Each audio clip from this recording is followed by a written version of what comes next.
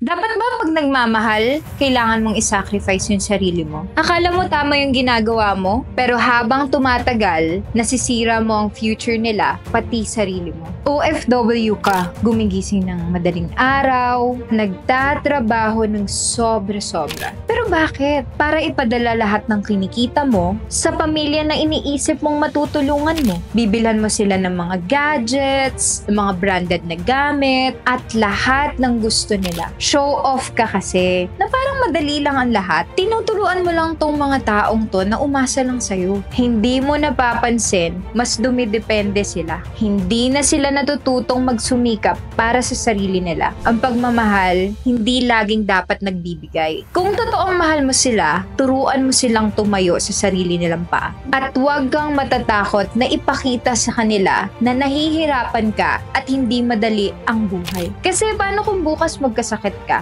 O kaya naman, paano kung bukas wala ka na? Paano na lang sila mabubuhay kung nasanay silang ikaw lahat ang gumagawa para sa kanila? Bakit pag nagmamahal, ikaw lang dapat na nagsasacrifice? Hindi ba dapat nag-aambag din sila? Huwag mong hayaan na ikaw yung maubos. Hayaan mong kung ano lang yung kaya, yun lang yung ibigay mo.